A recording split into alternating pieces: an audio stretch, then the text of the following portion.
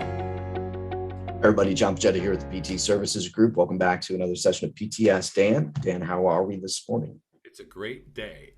Great day. I was Excellent. going to say morning, but I don't know what time of day it There, is. there you go. There you go.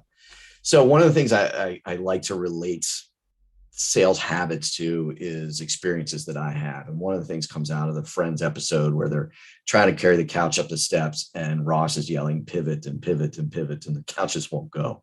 One of the things I've always found in sales is bonding and rapport is an interesting part of the process. I see too many people, though, just doing it up front, and then everything else is about business. And I see a lot of value in during a conversation, when it's appropriate, when it naturally comes out, pivoting to some bonding and rapport, and then coming back to the business conversation. It really helps you develop a better connection as you go, and you get a better understanding of the person because it's not all just upfront where there's some awkwardness to it. So talk a little bit about how bonding and rapport happens on a continuation, if you will.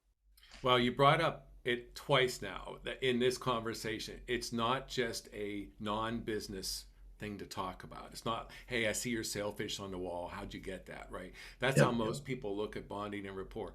Bonding and rapport actually is business as well. Sure. It's throughout the entire conversation. And really, why do we want it?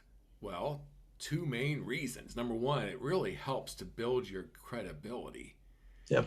But second, we've all heard this. People buy from people that they like, people that they trust, and people that are most like them. Yeah. Now, sales is not a place to get our needs met. It's not a place for me to go out and find new friends. It's for me to go out and see if there's customers there, and then we can become friends after we become customers. But when we look at bonding and rapport, John, at the end of the day, it really is purely a listening skill set. If I am listening intently to Yep. somebody, I start talking like them, I start sitting like them, I start somewhat acting like them, not consciously, it's just happening.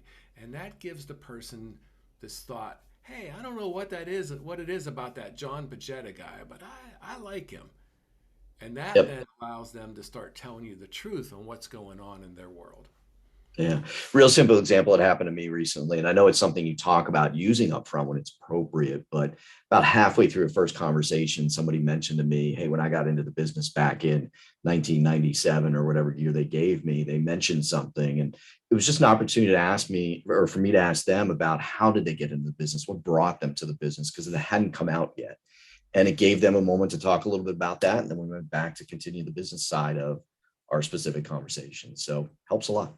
But that's that listening skill set. Yep. Without it, you never would have picked up on that. Yep. There you go.